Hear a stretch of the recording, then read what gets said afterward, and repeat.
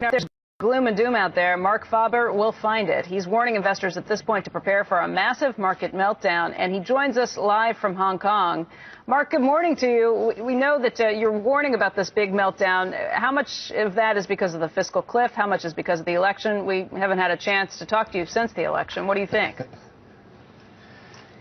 Actually, I'm so happy to be on your show because whenever I feel depressed and I see you group of people that are so optimistic, I feel enlightened and again full of life. So I think actually you should open a psychiatric clinic for depressed people, and you would do very well because everybody would feel good after talking to you. But would we be fooling them into feeling good? I think you see, the point is this. I don't think that markets are going down because of Greece. I don't think that markets are going down because of the fiscal cliff, because there won't be a fiscal cliff. They'll do some patchwork, a little bit of tax increases that come into play in 5 years' time, and a bit of spending cuts that come in 100 years, and then everybody will be happy and there'll be a rebound in the market.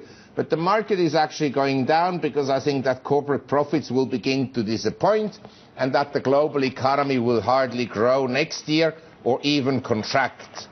And for that is the reason that stocks from the highs in September at 1,470 on the S&P will drop, in my view, at least 20%. Apple has already dropped more than 20%. What's causing this global slowdown at this point? I mean, is there any way out of this, or is this a mess we've created and we've got to live with it right now? Each country has specific problems. In some countries, we have overcapacity problems. I was in Vietnam. I've seldom seen such an overbuilt real estate market. It will take years to absorb everything. And if Vietnam's property market is a microcosm of the Chinese property market, it will also take years in China to absorb all the properties that are being built. In the Western world, including Japan, the problem is we have too much debt. And that debt now will have to be somewhere, somehow repaid, or it will slow down economic growth. And so I think that we lived beyond our means 1980 to 2007, and now it's payback period. But it's payback period, but if you have a situation that you expect where the fiscal cliff is one that we never address, we just kick the can down the road and deal with it another day, when does it actually start to catch up with us? I can't tell you precisely the day, but I think the whole global financial system will have to be reset at some problem. And it won't be reset by central bankers, but by imploding markets, either the currencies or the debt markets or the stock markets. But it will happen. It will happen one day, big time. And then we will all be lucky if we still have 50% of the asset values that we have today. So if we were to handle the fiscal cliff differently... It's a very optimistic scenario. No, there are a lot of people who have talked about this scenario. It's something that definitely worries me, too. But do you think it would be a situation that could be avoided if we tackled the fiscal cliff and actually made some tough decisions right now?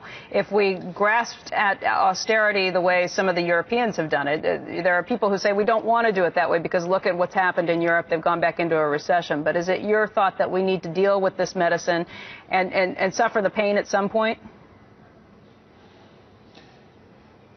For sure, there will be pain, and there will be very substantial pain. The question is, do we take less pain now through austerity or risk a complete collapse of society in 5 to 10 years' time? And in a democracy, they're not going to take the pain now. They're going to kick down the problems, and they'll become bigger and bigger. So you think that we won't be able to do anything until it's too late, that we won't have the political will to go ahead and take the tough decisions now, and that's why we'll end up in this worse position? Correct, but I don't want to leave you without some optimistic words. Okay, now that you've talked about the complete collapse of society, tell us about the bright side of things. Yes, no. I've recently been to Vietnam, Cambodia, Laos, of course Thailand because I have a house there, and Myanmar. That whole region is known as Southeast Asia.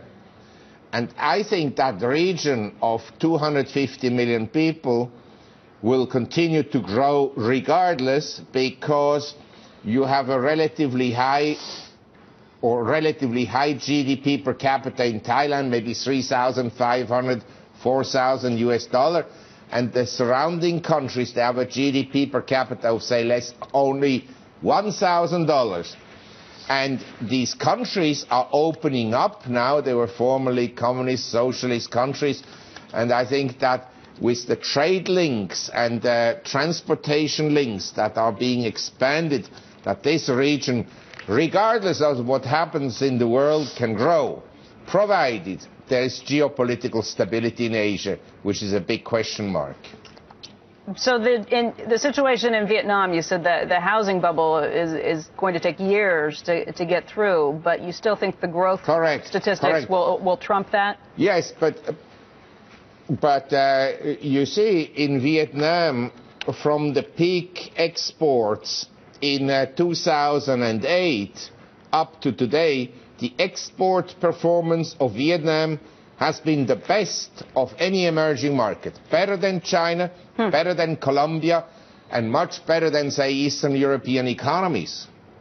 So your bright spot is that all of Western society is going down the toilet, but if we move to Laos, we might be able to make $3,500 a year. That's. Yeah. I know I can buy a lot. I know I can move. I know you completely. I know what you can get for $3,500 in Thailand, but I'm not. That doesn't sound that great, Mark, to me. I resemble that you said that we're like Pollyannas, that we're constantly optimistic. That's the rap on finance. I'm going to sue you for definition of character. Sorry, I didn't mean to insult you. I wanted to say something nice about you, that you're an optimistic person. All right. I'm buying a gun. I'm not optimistic, so don't throw me in there. I'm reading about the U.S. military forces training for zombie apocalypse. I'll show you. It's true. Anyway, Marc Faber, thank you. I appreciate you. You sit there and smile the whole time you're saying this stuff. Anyway, we appreciate